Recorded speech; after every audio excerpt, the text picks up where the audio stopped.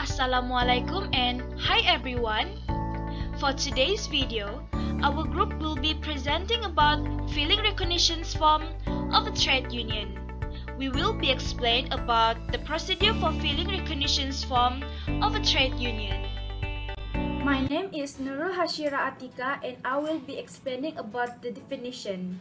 In general definition, recognition can be defined as the acceptance of an employer towards a workmen's union as being representative of either at least some of his employees or majority of his employees to bargain collectively or as an exclusive bargaining agent.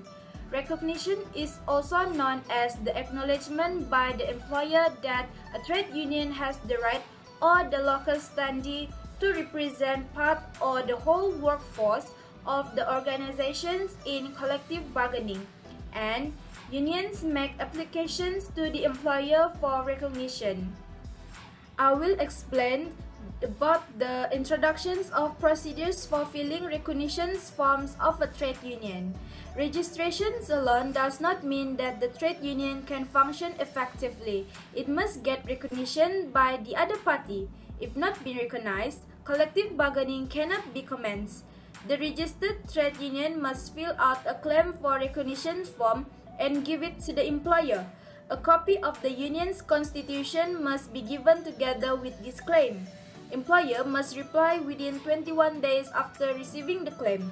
Responses can be either one of the following: to give recognition, to refuse recognitions with reasons given, request the Director General of Industrial Relations to verify on certain particulars about the trade unions.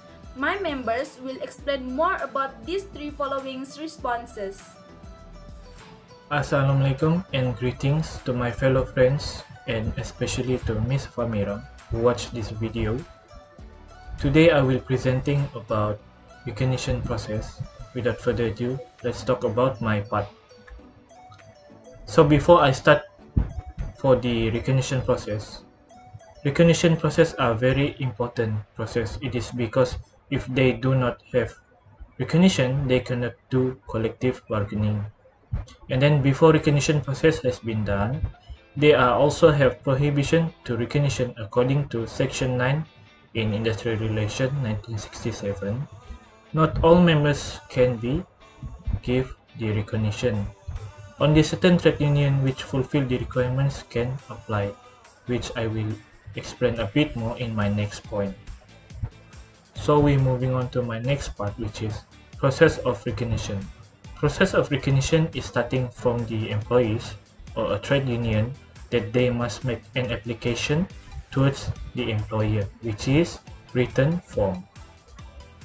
And then once the employer receives the written form, it is must between or within 21 days during working hours. Either accord or refuse to accord by means accord is accept by the recognition or accept the recognition.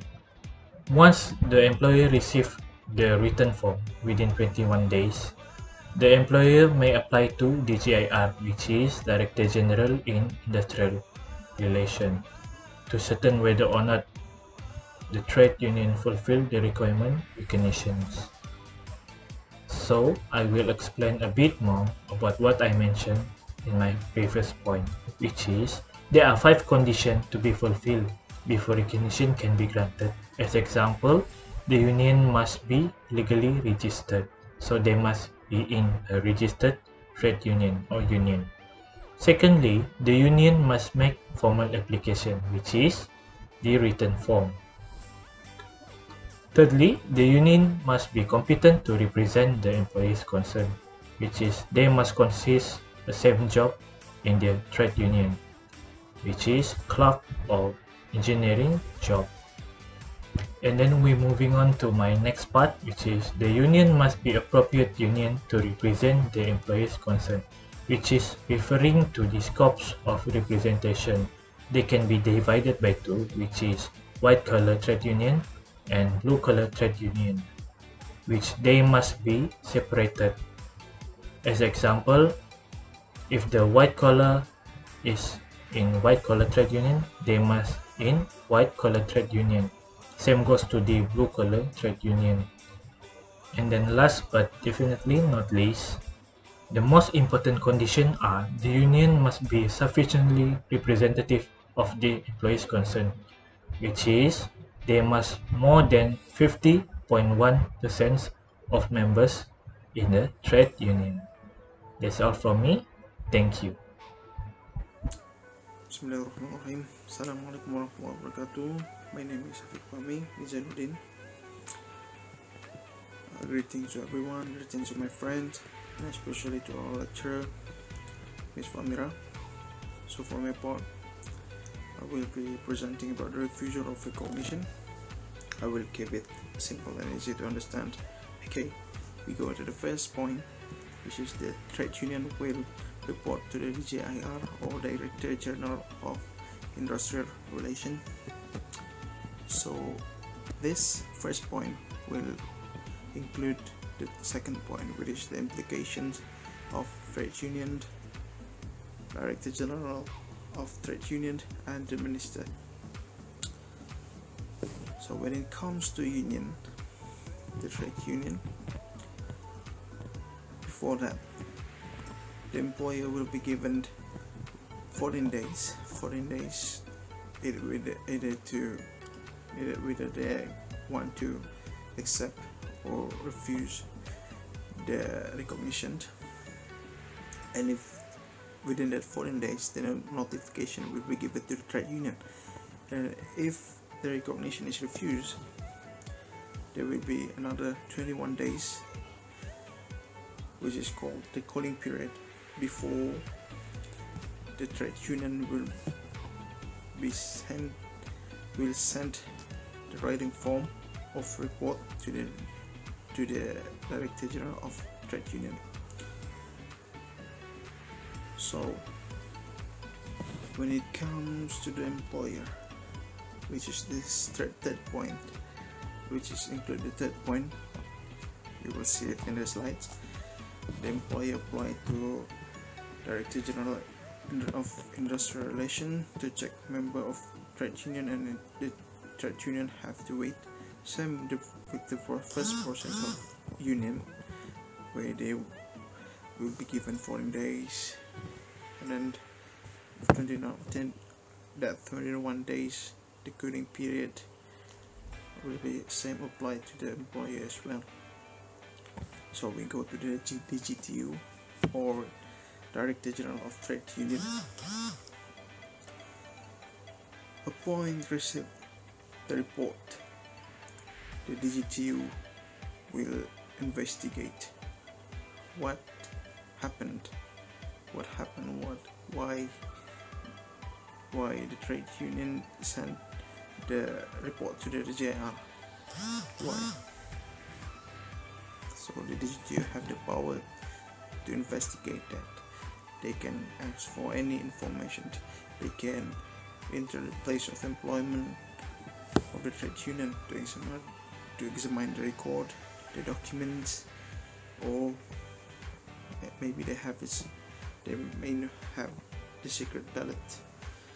So upon ascertaining the matter, they will notify the minister. We go to the minister part. For minister, it is simple. Any words for the minister, any judgment given by the minister is obsolete. If the minister said that this trade union, this union may have this recognition, then the employer must give them the recognition. There will be no more words from the court, the industrial court. So that's all for the minister. Okay, for the fourth point, if the employer ignore the claim, then the trade union will report to the DJIR. Same process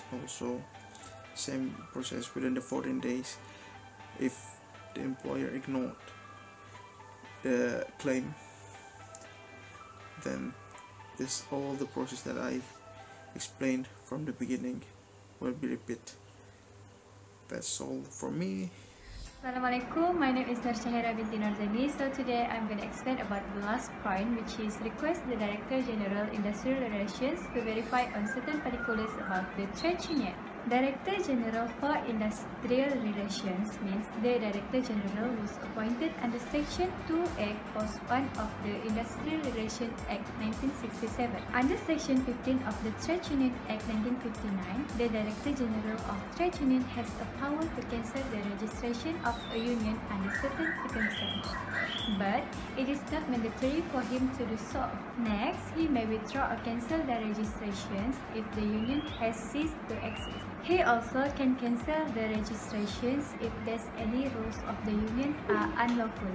Last but not least, if there are two or more unions registered which represent the same group of workers in a trade, the Director General has the power to cancel the registrations of a union that cover a smaller group of workers. For example, in a dispute between Airlines Employees Union and MAS, the union was found to have encouraged members to take part in an illegal strike. If the workers refuse to work overtime, it will be considered as an illegal strike in the transport industry.